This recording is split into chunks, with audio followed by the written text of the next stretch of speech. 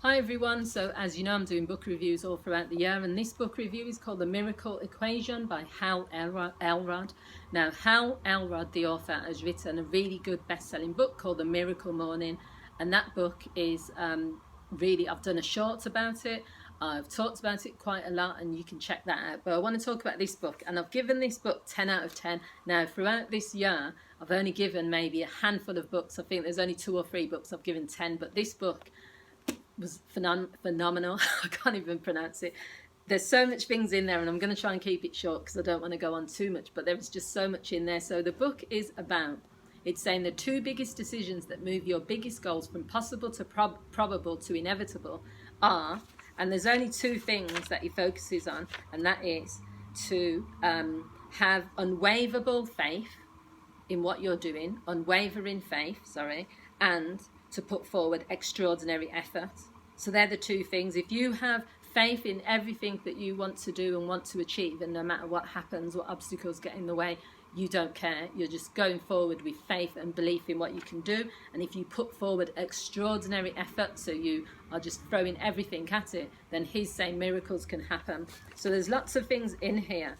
The chapters include from impossible to improbable to inevitable, the inherent human conflict, becoming emotionally invincible, maintaining miracles, your second decision, extraordinary effort.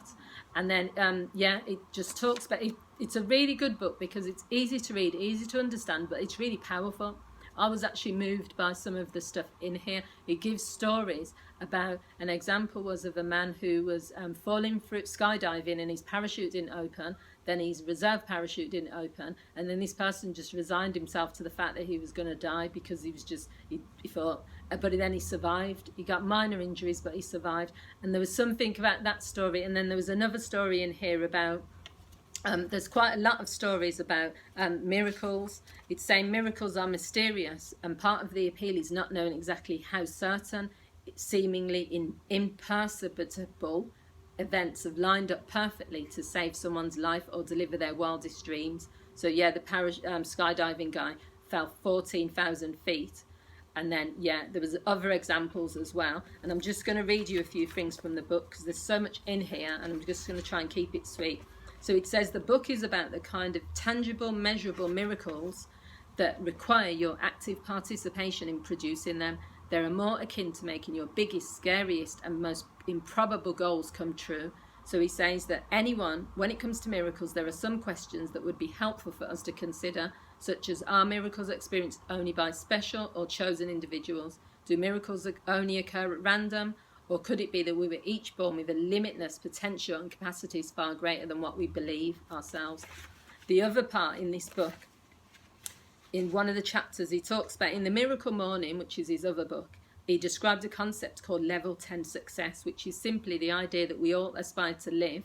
If we were to measure success in any area of your life on a scale of 1 to 10, you would likely want to be a 10 in every area. So he talks about when you strive towards level 10 success, the challenge is to find the balance between being happy and grateful and seeing the perfection of where you are now, while following the innate human desire to grow and improve. That summed it up for me. That summed up the book. It summed up the whole personal development philosophy. It's about being grateful for where you are, being happy with your life, but having the desire to be more. Level 10 success means living life in every area of your life with a level 10. So he also talks about, there's other bits in the book. I'm just going to do a few more bits. It's just, there's loads in here. So it just talks about,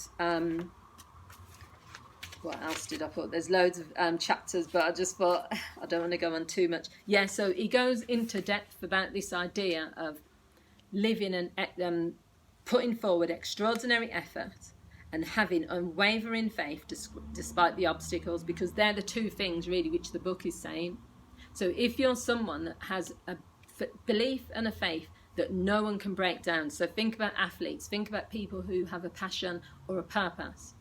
No matter when people say you can't do that, or you don't have enough money, or you don't have the skills, or you're never going to beat that particular runner because they've been winning medals for years, or this, that, and the other, you have to have unwavering faith within yourself.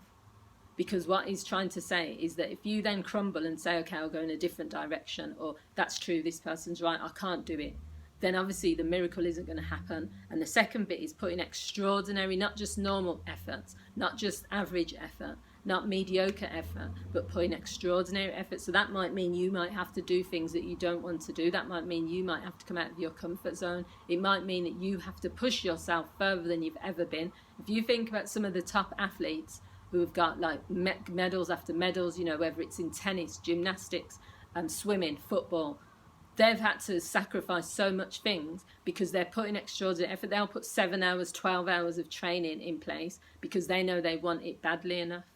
So this book is all about, to create that miracle, to create what you actually want, you have to have unwavering faith and you have to put forward extraordinary effort. There's loads more to this book. It's one of the best books I've read. That's why I gave it 10 out of 10.